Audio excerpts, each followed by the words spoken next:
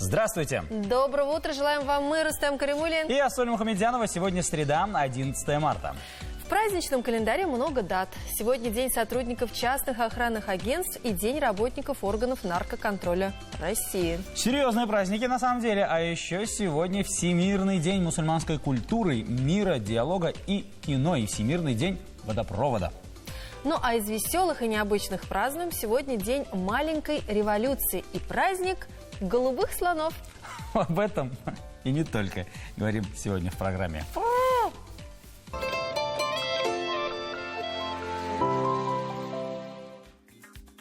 Награда героям. Узнаем все о звании Героя Советского Союза. И еще много разных советов. Начнем нашу программу с серьезной темы. Поговорим об ипотеке. Вот важные советы в нашем сюжете.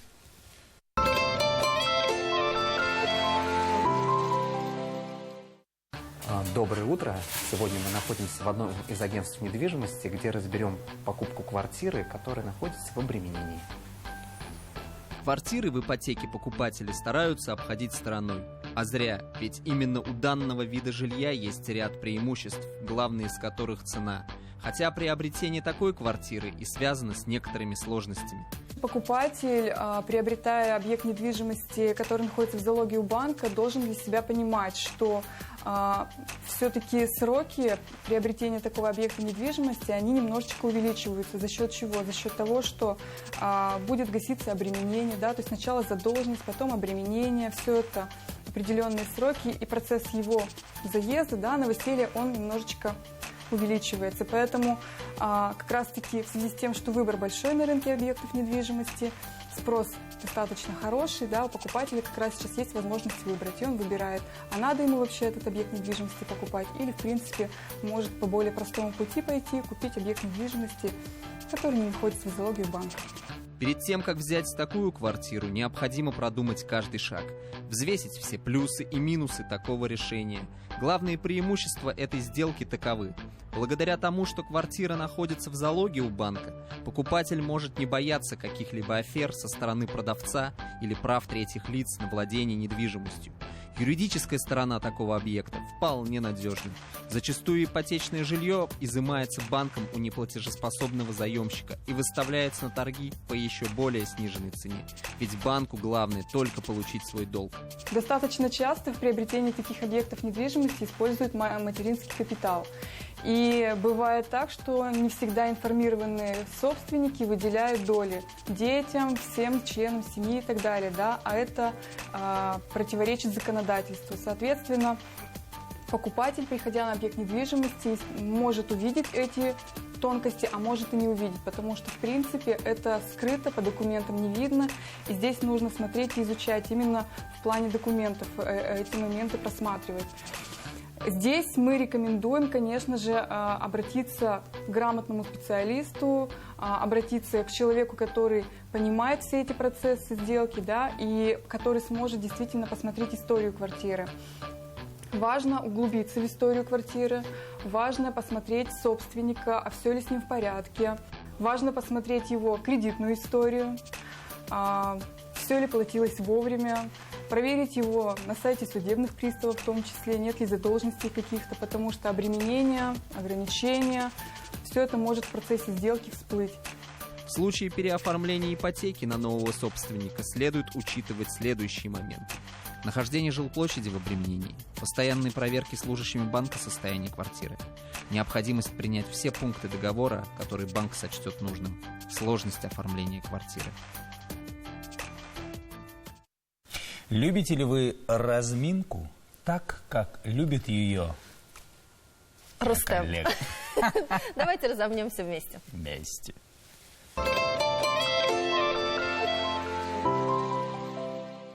Хорошая разминка подготовит организм и разогреет мышцы перед предстоящей нагрузкой.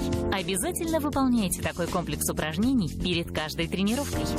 Ноги ставим на ширине плеч, спину держим ровно, руки вытягиваем вдоль корпуса. Выполняем наклоны головы вверх и вниз по 8 раз. Дыхание ровное, вдох через нос, а выдох через рот. Выполняем наклоны вправо и влево.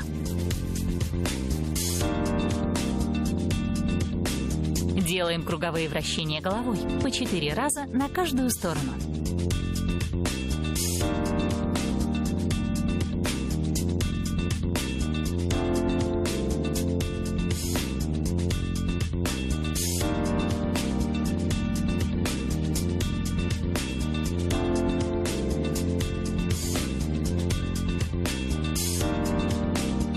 Теперь круговые вращения плечами.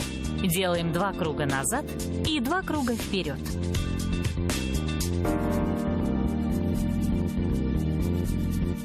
Одновременно вращаем 2 плечами по 4 раза вперед и назад.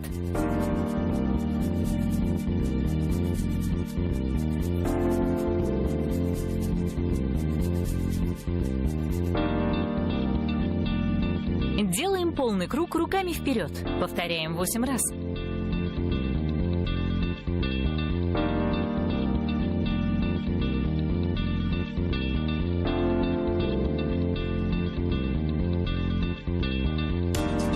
Теперь полный круг назад.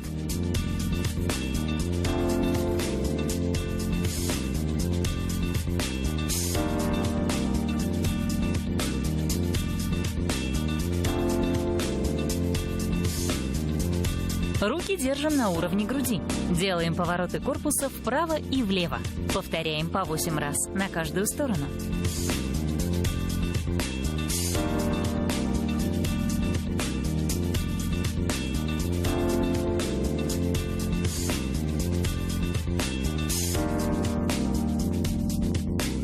Вытягиваем руки на уровне груди. Выполняем 8 поворотов корпуса, как показано на видео.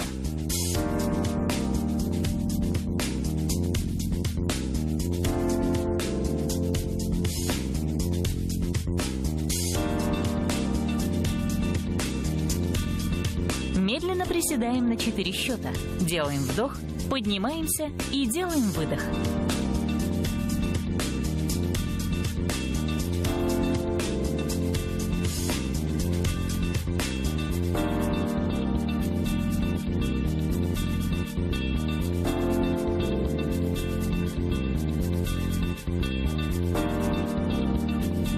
Из приседа выполняем 4 наклона вперед, касаясь руками пола.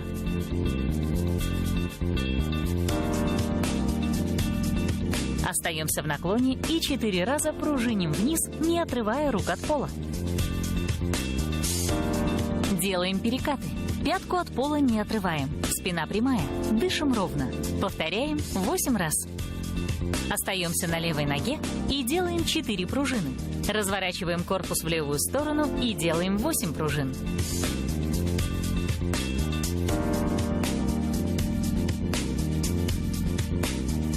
Повторяем то же самое на правую ногу.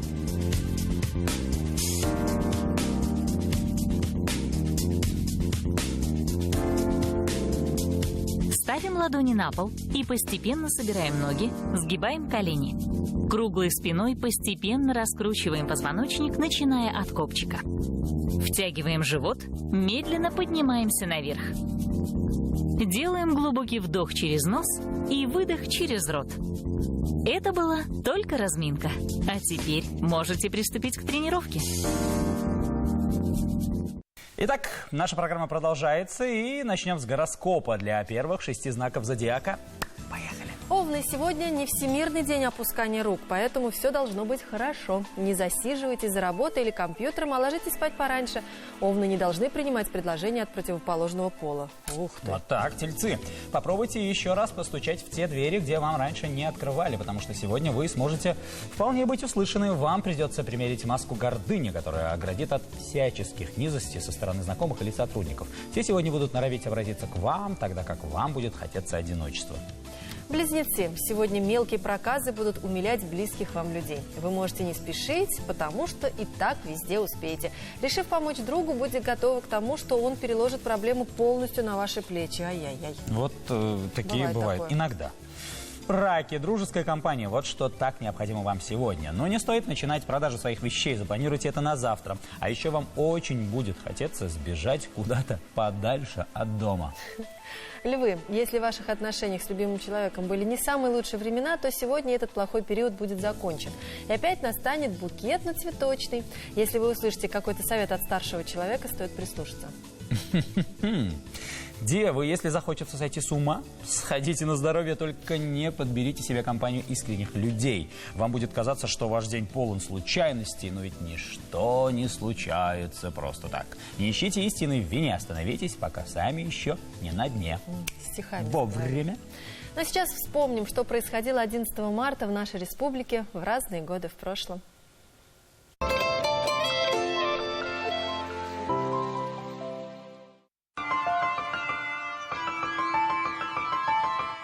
Сегодня 11 марта, и в этот день, в 1893 году, был учрежден устав Казанского общества велосипедистов-любителей. Через 8 лет в этот день в Казани под руководством местной группы социал-демократов прошла первая политическая демонстрация с участием рабочих и студентов. В результате полиция задержала 156 человек, из них 42 учащихся ветеринарного института.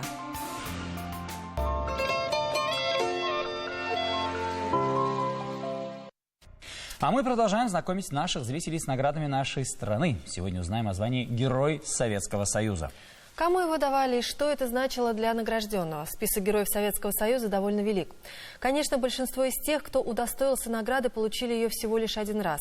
Это 12 617 человек. Однако есть люди, которые были удостоены этой награды 2, 3 и даже 4 раза. Так как награду учредили во время войны, то очень многие получали ее за свои заслуги посмертно. Золотая звезда на груди и орден Ленина – знак того, что перед вами герой Советского Союза. Этого звания удостаивали за совершение подвига, за выдающиеся заслуги в боевых действиях или в мирное время, с вручением соответствующих наград. У этого ордена интересная история. Значит, был орден боевого Красного Знамени, и надо было как-то награждать еще, необходима была какая-то высшая награда. И вот решили сделать высшей наградой орден Ленина. Первоначальный орден совершенно отличался от нынешнего ордена. То есть там тоже самое, был такой овал, был портрет Ленина, но первоначально орден был серебряный. И потом оказалось, что орден и Красной Звезды, и орден Боевого Красного Знамени, они более красиво украшены. То есть у них там и позолота есть, и эмаль красная. А орден Ленина, он был весь серебряный. И он как-то не смотрелся, он не смотрелся как высшая награда страны. Поэтому, значит, решено было изготовить орден второй вариант ордена сделали из золота. Но и этот вариант позже сменился третьим. Орден стал полностью золотым. Из серебра на награде соединительное с колодкой колечко, а изображение Ленина полностью платиновое. Прикасаться к орденам и медалям можно только в перчатках. А все почему? Изготовлены они из драгоценных металлов, и при соприкосновении с руками частички золота, серебра или даже платины остаются на руках. Учредили орден Ленина в 1930 году. Золотую звезду спустя 9 лет. 3 таких комплекта за боевые заслуги летчицы Сыртлановой, генерала Сафиуллина и Закиша Имарданова хранятся в Национальном музее Татарстана. Орденом Ленина в 1934 году была награждена Татарская автономная республика. Ордена Ленина были прикреплены к знаменам всех автономных республик еще до революции, всех советских республик СССР. В том числе в 1934 году Татарская автономная республика получила свой первый орден за выдающиеся успехи в сельском хозяйстве. Орден Ленина мы получили. В 1979 году орден Ленина получил Казанский университет. В 1984 году город Казань получила орден Ленина. Последний орден Ленина вручили в 1991 году. Его обладателем стал директор кирпичного завода Яков Муль. Что касается золотой звезды, она вручается по сей день как награда Герой Российской Федерации. Продолжаем нашу программу очередными познаниями самых маленьких обо всем на свете. У малышей спросили, у кого большой живот?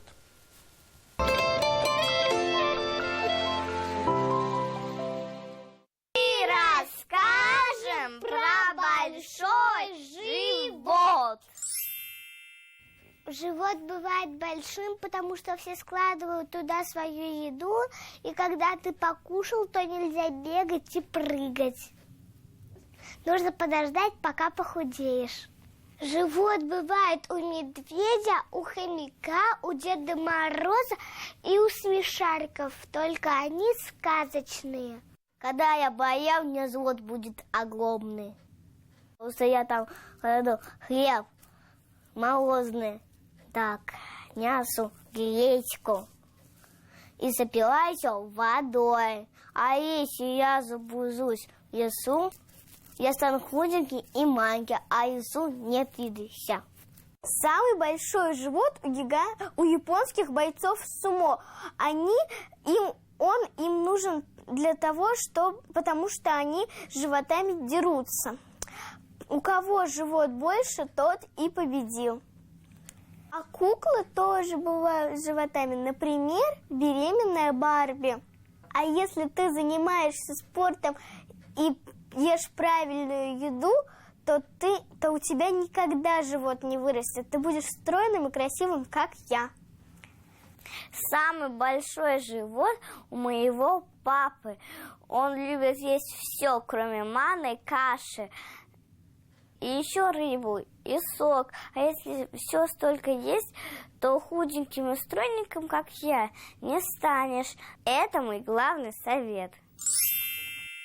Так, в преддверии теплой весны и лета, да, я думаю, эти советы очень полезные. Мне кажется, главное питаться в меру и не перебарщивать с мороженым, со сладким.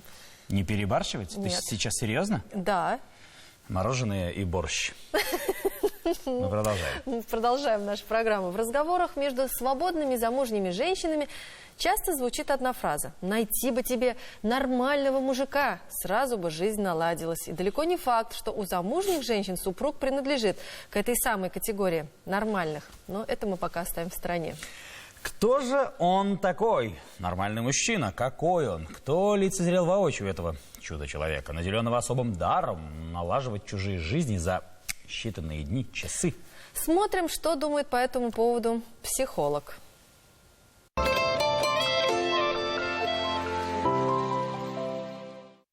Здравствуйте! Сегодня мы обсудим проблему, которая часто встречается в жизни.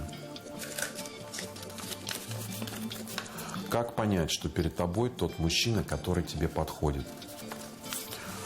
Это действительно частый вопрос, и, конечно же, на него будет интересно получить ответ тем женщинам, которые нас сегодня смотрят. Итак, на что же обращать внимание и как различить, что человек действительно твой?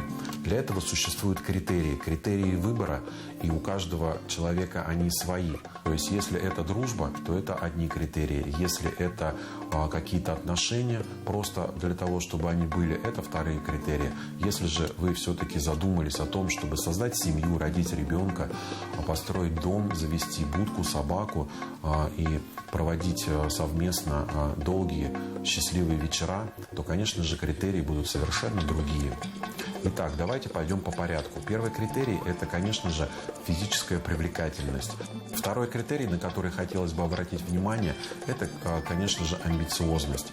Отсутствие амбиций приведет к тому, что человек будет просто сидеть на диване и как раз не хотеть чего-либо достигать, куда-то двигаться.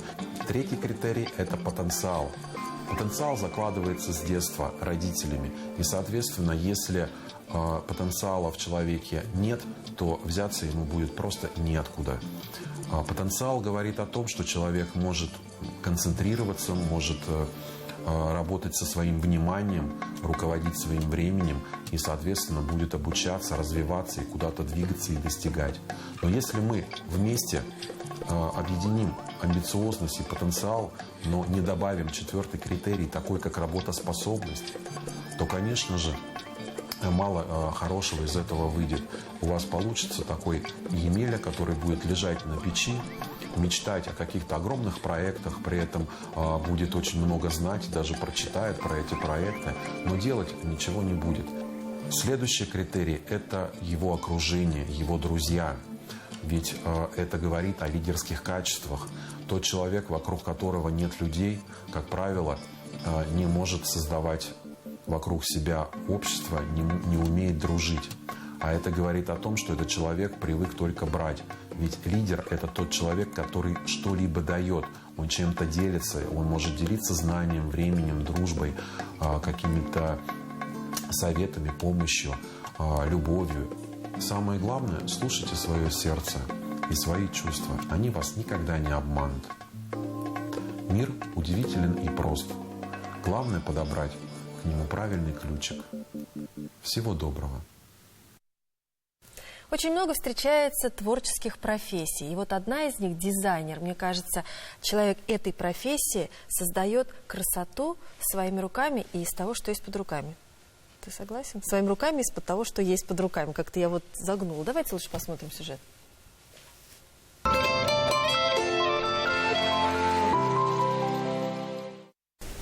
Давай, знаешь, как сделаем? Вот этот принт мы перенесем на рубашку. Нарисуем. Помнишь, мы с тобой принтами занимались? Разрабатывали принт, да? Сегодня наша съемочная группа приехала в одну из дизайнерских студий. А все потому, что мы решили узнать все о профессии модельера. Посмотрите, эта маленькая девочка уже учится ее основам. Занимается она 8 месяцев и уже показывает неплохие результаты. Мне нравится заниматься дизайном и создавать образы. Как хорошо, когда человек умеет подчеркнуть свою индивидуальность с помощью одежды, аксессуаров. Но не каждый обладает таким талантом. Именно тогда на помощь приходят стилисты и дизайнеры. Эти люди предлагают готовые решения. Вам остается лишь выбрать. Как в любой другой сфере, дизайн начинается с идеи, конечно же. И эту идею главное поймать, уловить и сделать ее интересной. В целом это помогает нам творческий подход. То есть мы должны передать эту идею на бумагу. Конечно, дизайнеру необходимо обладать пространственным воображением, развитым вкусом и хорошим глазомером. Ну а если их нет, развивайте. И лучше начать в детстве, но это уже задача родителей. Если говорить о детском возрасте, то это с 7 лет. Если это взрослые, то тут от любого желаемого возраста и до бесконечности. То есть никогда не рано, никогда не поздно начать этим заниматься. Как же проходит обучение? Сначала мы выясняем, насколько способности у ребенка, то есть что он может передать, какие сложные ему давать задачи или же простые, наоборот, чтобы он мог это воплотить. Потом идет некое такое стандартное обучение. Мы обучаем формам стандартным, то есть чтобы ребенок мог построить эстетически красивую фигуру. Вот. Потом уже идет фантазия. То есть мы развиваем именно фантазийный аспект, стараемся подвигнуть его к методам проектирования одежды. В целом работа заканчивается тогда, когда у нас девочки идут в швейный цех и отшивают там свою модель. Именно так рождается одежда. И начинается все с того момента, как дизайнер определится с эскизом. Потом следует подбор ткани. Мы ходим по магазинам, выбираем то, что нам нужно. Когда уже это все набрано, то есть вся фурнитура, все изделия, мы идем ее отдавать шить, допустим, или шьем сами.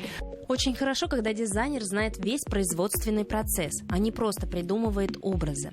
Ему необходимо иметь представление обо всем цикле пошива одежды, результатом которого и станет воплощение его идеи. Если у нас учащиеся уже хотят открыть ателье или уже имеют ателье, они прекрасным образом могут ориентировать себя в этом направлении, то есть свой бизнес уже имеющийся, развить уже более масштабно, скажем так. Если же только-только это первые шаги, это стартап, то, скорее всего, тут лучше начинать работать на какого-то работодателя. Хочется себя найти, именно свое направление какое-то, чтобы самостоятельно работать, найти себя. Может, мой талант кому-то и пригодится. Выбор профессии – задача непроста. Тем более их так много. Надеюсь, сегодня мы помогли вам разобраться в особенностях одной из них. Выбор за вами. Доброе утро, наша программа продолжается. В этом году мы будем отмечать 75-ю годовщину Победы в Великой Отечественной войне. И наш телеканал запустил большой проект «Письма героям». Напишите письмо своему погибшему на той войне предку, деду, прадеду, любому родственнику.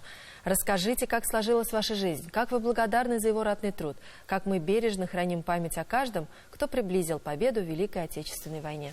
Как живут и радуются мирному небу над головой ваши дети? Напишите, почему вам так важна эта победа, которую подарил вам солдат, погибший много лет назад, и почему мы все не должны забывать те суровые дни. Письма принимаются в любом виде. Вы можете прислать их на адрес телевидения, индекс 420-095, город Казань, улица Шамиля Усманова, дом 9, с пометкой к 75-летию Победы, или по электронной почте 9mail@tnvtv.ru. Пишите нам. А мы тем временем расскажем вам о сегодняшнем рецепте.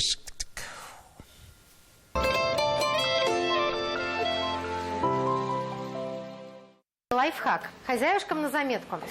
Мой более чем 2,5-летний опыт проведения кулинарных мастер-классов говорит о том, что многие женщины не знают о таком вот элементарном моменте. Когда мы с вами чистим лук, не отрезайте вот эти хвостики. Для чего мы это делаем? Когда мы с вами начинаем нарезать луковицу, когда мы с вами дойдем до конца, за этот хвостик очень удобно держаться, и луковица у вас не рассыпается. И вам позволит вот этот маленький такой лайфхак нарезать лук очень тоненько, виртуозно и очень кружевно. Рецепт нашего сегодняшнего с вами кулинарного девичника – это гречка. И мы готовим ее также в новом, с новыми оттенками, с новыми нотками. Если вы хотите традиционной гречневой каше придать какой-то новый интересный вкус, обжариваете лук. Можно сюда также добавить нашинкованную морковку. Обжаривается это все до золотистого цвета. Затем мы добавим гречку. Соединим это. Мы предварительно уже обжарили грибы отдельно. Можно нарезать мелко, можно дольками красивыми. Как вам больше нравится. Зальем водичкой и протомим. На малом огне буквально 10-15 минут у нас будет шикарная, рассыпчатая, томленая гречневая каша с жареным луком, морковкой и грибами. Мы продолжаем вас знакомить с журналами и газетами, выходящими в нашей республике. И сегодня в студии Юрий Анатольевич Балашов, главный редактор журнала «Казань». Доброе утро. Доброе утро. Доброе утро вам. Слово. Итак, о чем же пойдет речь в мартовском номере? В мартовском номере он полностью посвящен Фонду Возрождения в связи с его десятилетием.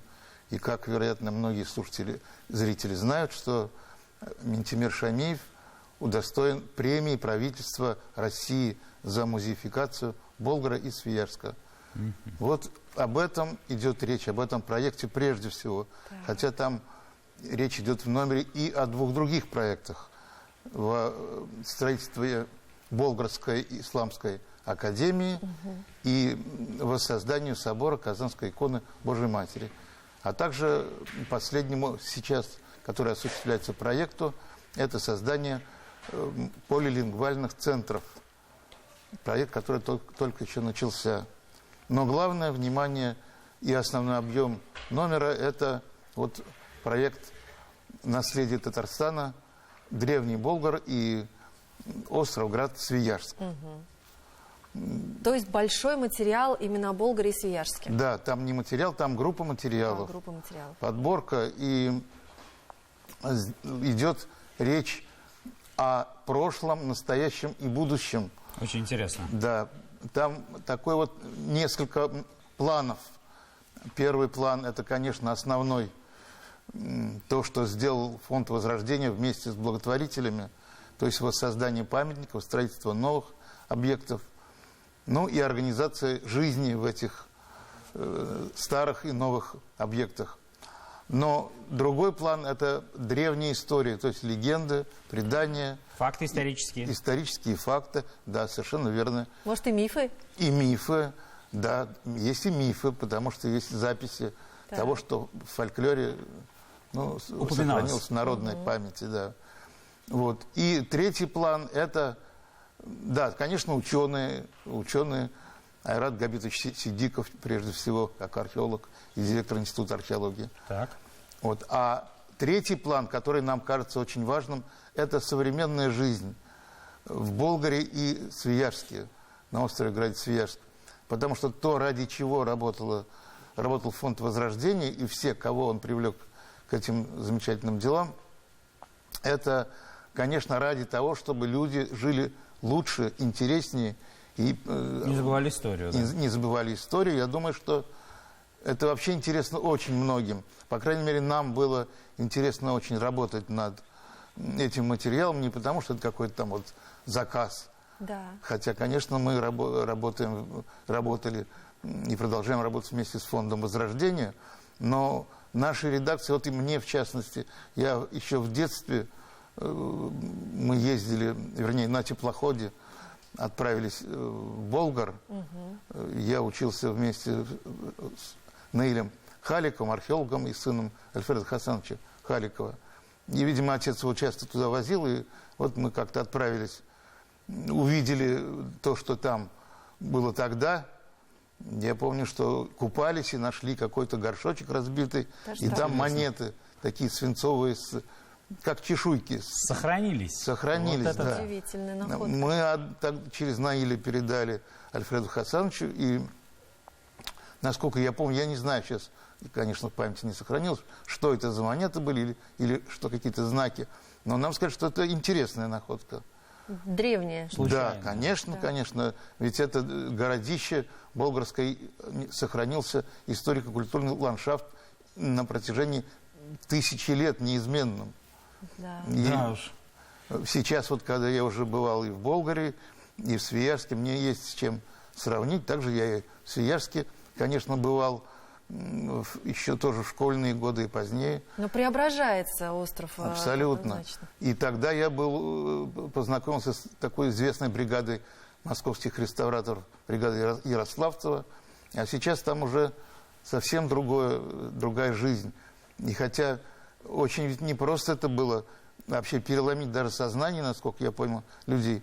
Потому что нынешний вот глава самоуправления Свияжского, он рассказал, что он вообще был очень насторожно встретил, как и создал инициативную группу жителей, чтобы понять, что тут будет происходить на острове. А сейчас он возглавил вот самоуправление. Великолепно. Прекрасно. Ну что ж, Юрий Анатольевич, очень интересная у нас беседа, но еще больше, мне кажется, будет нашим телезрителям интересно, пролистав журнал, конечно же, прочитать это все вот это своими глазами. Приходите к нам еще и рассказывайте также интересно о том, что будет в следующих номерах. Спасибо, мы очень надеемся, что читателям понравится. Обязательно должно понравиться, столько важной и, главное, очень интересной информации. Спасибо. А мы продолжаем, и еще немного анонсов газет и журналов. В мартовском номере журнала «Татарстан» встречайте самых модных, самых красивых, самых очаровательных и привлекательных бабушек. Ежегодный мартовский спецпроект журнала «Преображение бабушек» на сей раз побывал в Буинском доме престарелых и инвалидов. Десант красоты в составе лучших топ-стилистов, визажистов, косметологов и модельеров превратил милых бабушек в настоящих королев красоты золотого возраста. Как всегда, помогали в этом чудесном весеннем мероприятии «Мисс Татарстан» и «Мисс Казань». Процесс преображения бабушек, а также весеннюю фотосессию участниц проекта в свежем номере журнала «Татарстан». Продолжая тему столетия республики, журнал «Татарстан» публикует новую серию проекта «Поколение». В этот раз перед вами поколение 80-х. Не такое уж далекое, для многих родное, ведь все мы либо родом, либо детством, либо юностью из 80-х. Поэтому журнал приглашает вас в наше детство, в нашу школу, в наши университеты. А еще в наши стройотряды, трудовые лагеря, в походы, на картошку, на дискотеку, на демонстрацию, в армию, на практику, на военные сборы. А еще послушать песни под гитару, полюбоваться рассветом, вспомнить вкус первого поцелуя. Как вы думаете, где все это славное прошлое можно сейчас увидеть? Только там. Там, где клен шумит над речной волной. Ну и еще в журнале «Татарстан», конечно же. Главная фишка мартовского номера «Татарстана» 2 в 1. Его можно читать как сначала, попав в современность, так и с конца, попав в прошлое, под названием «Коммунист Татарии». Именно так в 80-х назывался журнал «Татарстан». Современный «Татарстан» расскажет о современных достижениях республики, воплощении в жизнь национальных проектов. «Коммунист Татарии» открывает номер словами генерального секретаря ЦК КПСС Леонида Брежнева, тесно переплетенными со словами вождя мирового пролетариата Владимира Ленина. Нужно добиваться, чтобы каждый день сознательный трудящийся, каждый сознательный рабочий, как подчеркивал Владимир Ильич Ленин, чувствовал себя не только хозяином на своем заводе, а представителем страны.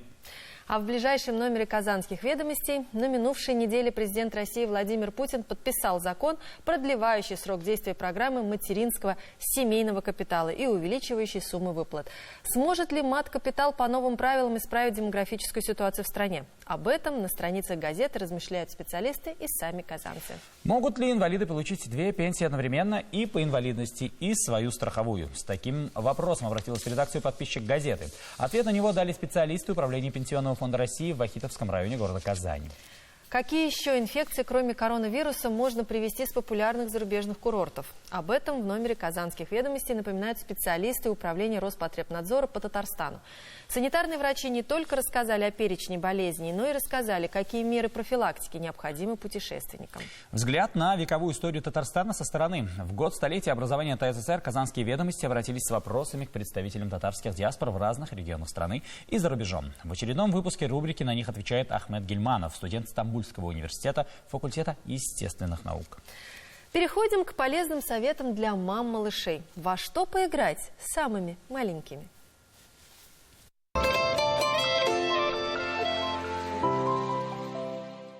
Развивающие игры помогают детям получать новые знания и осваивать самые разные навыки и умения. В этом выпуске мы подготовили для вас 6 веселых, ярких и интересных игр для малышей от 1 до 3 лет. Игра номер 1 – башня из макарон. Для этой игры вам понадобится пластилин или тесто для лепки, трубочки для напитков и макароны-перья. Воткните трубочки в пластилин и попросите малыша нанизывать на них макароны. Это простое, но очень увлекательное для детей занятие, отлично развивает мелкую моторику, внимательность и концентрацию. Игра номер 2 – замороженный сад. Игры со льдом вызывают у детей восторг. Еще бы, ведь это настоящее волшебство. Предлагаем вам заморозить разные цветки в формочках для льда, а после достать их, разморозить и внимательно изучить. Параллельно с развитием сенсорики ребенок узнает от вас о разных состояниях воды, о том, что холод сохранил свежесть цветов. Наверняка ему будет интересно узнать, что одни цветы пахнут, а другие нет. Некоторые виды растут на открытом грунте, но есть и капризные оранжерейные виды, требующие особого ухода. Игра номер 3 – точно в цель. С помощью цветной изоленты или декорированного скотча обозначьте на полу квадрат. Он будет целью. Разбросайте вокруг мелкие легкие предметы, вручите ребенку щетку или маленький веник и попросите подмести все в квадрат. Выходить за линии нельзя. Для деток постарше можно устраивать соревнования на скорость, используя таймер. Игра номер 4 – «Узнай по контуру». На отдельных листах обведите контуры знакомых ребенку предметов и игрушек.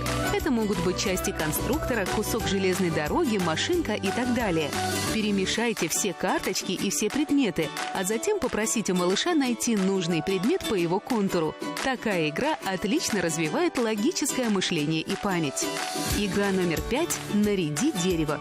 Нарисуйте или распечатайте ствол дерева. Из пластилина сделайте маленькие шарики и попросите ребенка нарядить дерево в листочки. Такое занятие будет развивать мелкую моторику и воображение у малыша, а параллельно вы можете изучать времена года, меняя цвет пластилина. Игра номер 6 – 3D из клея. С помощью жидкого клея ПВА нарисуйте на бумаге рисунок и попросите выложить рисунок мохнатыми помпонами. Купить их можно во многих детских и магазинах для творчества. С детками постарше можно таким образом изучать цифры и буквы. Надеемся, наши идеи помогут в развитии ваших малышей. Спасибо за просмотр и до встречи в новых выпусках.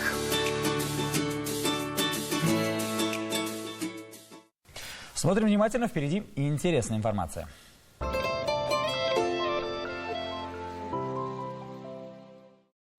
Доброе утро, Хайрле РТ.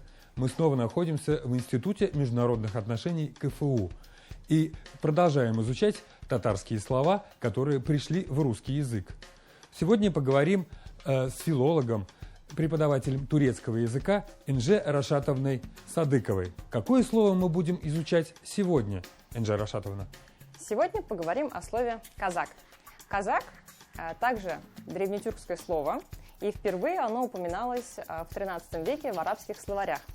Изначально оно означало «одинокий», «скиталец», «изгой».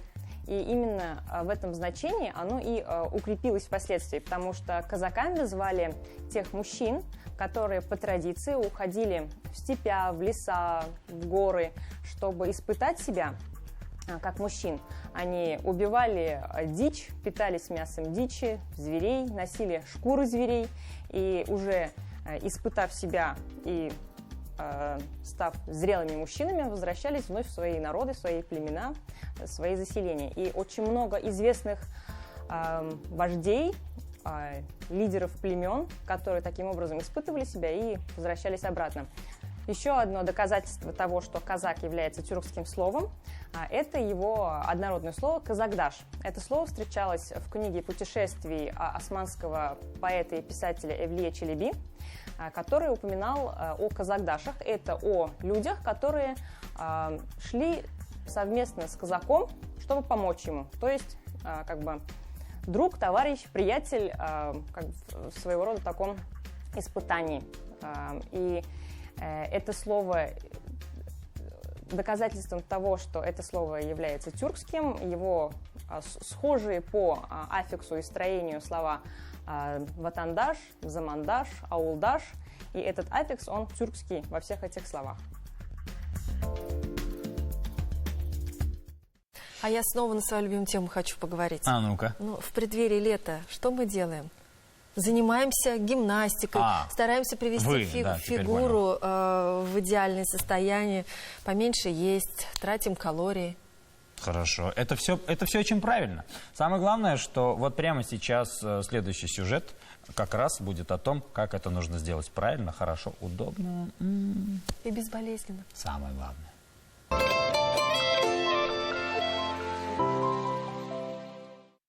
Мытье пола. Самое энергозатратное мероприятие – мытье полов вручную. Приготовьте тазик и тряпку, тщательно промойте пол, не забывая про укромные уголки. Уберите стулья, кресла, передвиньте диван, под мебелью скапливается пыль. Действуйте обеими руками по очереди. Вы не только тщательно вымоете пол, но и хорошо нагрузите мышцы рук, пресса и верхнюю часть спины. Уборка с пылесосом. Работа с пылесосом тоже отнимает немало калорий. Сначала почистите мягкую мебель и портьеры, а затем займитесь коврами. А если вы представите, что пылесос – это ручка с тросом, и вы выполняете упражнение «тяга горизонтального блока одной рукой, стоя в наклоне», то сможете отлично проработать мышцы спины и ягодицы. Чистый пол – здоровая спина. Мытье окон. Как часто вы моете окна? Уверенно, реже, чем нужно. А что, если я вам скажу, что вымыв до блеска всего несколько окон в доме, вы потратите много калорий и сможете прокачать пресс, дельтовидные мышцы рук, мышцы спины и ягодицы. А если еще и пыль протрете во всех труднодоступных местах, то потратите еще больше калорий. Мытье окон теперь кажется более привлекательным. Поворачивайтесь, наклоняйтесь, меняйте руки, тянитесь вверх, приседайте. Вот увидите, наградой вам станет не только чистый дом, но и подтянутое тело. Лестница вместо лифта. Что нам мешает выносить мусор ежедневно? И в доме чисто, и приятный запах.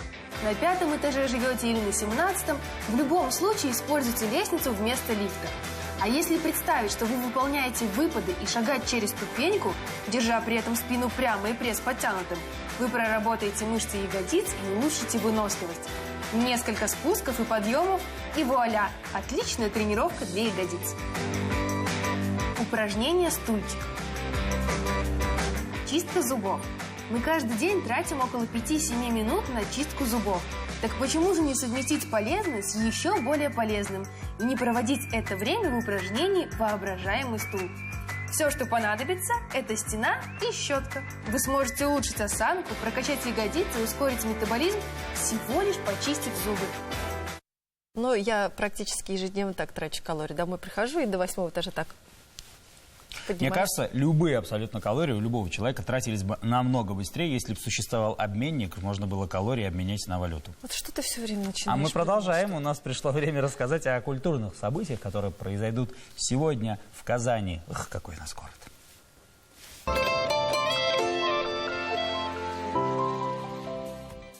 Необычная семейная история. Сегодня в одном из театров города. Сюжет пьесы до наивности прост. Молодые муж и жена подозревают друг друга в измене. Причиной раздора стали рога, подброшенные кем-то в окно их квартиры. Это необычная семейная история с оттенком эксцентрики. Может произойти в любой семье. В Казани продолжается выставка Александра Федорова «Транскрипция музыки». На выставке представлены живописные произведения автора, около 50 работ. Яркие сочные картины в технике живописи маслом, крупными мазками, в жанрах натюрморт, пейзаж и портрет. Музей истории Казанского университета приглашает на выставку «Первый русский астроном», посвященную 215-летию со дня основания Казанского университета и 225-летию со дня рождения Ивана Михайловича Симонова, русского астронома, одного из первооткрывателей Антарктиды и ректора Императорского Казанского университета. Ну и в завершении программы традиционно продолжение астропрогноза. Весы. Попробуйте спросить о том, что вас волнует у пожилого человека. Возможно, он поможет вам найти ответы на вопросы. Вам просто необходим свежий воздух, так что стоит внести в свой плотный график часовую прогулку возле дома. Сегодня весы могут не оценить искренних порывов любимого человека, чем его обидят. Сегодня скорпионам захочется пойти против правил и сделать что-то наперекор всем, но социум окажется сильнее вас, поэтому остыньте немного. Сегодня скорпионы буквально будут вылазить из штанов, чтобы все успеть, но время, как заколдованное, идет против них. Не теряйте штаны, пожалуйста. Нигде. Стрельцы. Отличный день для того, чтобы записаться на курсы. Не обещайте людям сегодня того, что не можете сделать. И не ведитесь на внешность. Сегодня она как никогда может оказаться обманчивой. Но я всегда Я знаком длительное время с вами, Асель. А мы продолжаем. Козероги. Сегодня вам покажется, что вы столкнулись с реальной проблемой, но посмотрите на нее с другой стороны, и вы поймете, насколько она комична. Сегодня вы можете услышать то, что породит в вас новый комплекс или неуверенность в себе. Не самый лучший день для посещения общественных развлекательных мест. Отложите это до пятницы. Если водолеи давно хотели кому-то позвонить, но не решались, сегодня обязательно нужно решиться. Сегодня вы почувствуете прилив сил, но не переусердствуйте, дабы в конце дня не показалось, что вы взяли на себя больше, чем нужно. Контролируйте свое поведение, чтобы впоследствии не переживать о сделанных поступках. Рыбы. Сегодня можно отдохнуть в многолюдном месте, ведь это именно то, что вам сегодня так надо. Постарайтесь сегодня весь день искать что-то хорошее в происходящем и радоваться мелочам. Не желая брать на себя ответственность, вы полдня будете искать себе оправдания. Это делают многие успешно. Ну и в заключение мы расскажем вам о том, что приготовили для вас на завтра, на четверг, 12 марта.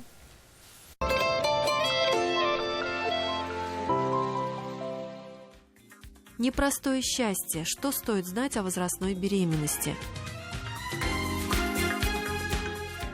Приятного аппетита! Готовим быстро и просто. А вот и все. Но не заканчивается программа на нашем любимом телеканале. И завтра мы вновь ждем вас у экранов телевизоров. Рустам Каймулин. Ассоль Мухамедзян. Мы вас любим. Хорошего вам дня. До новых встреч. Пока.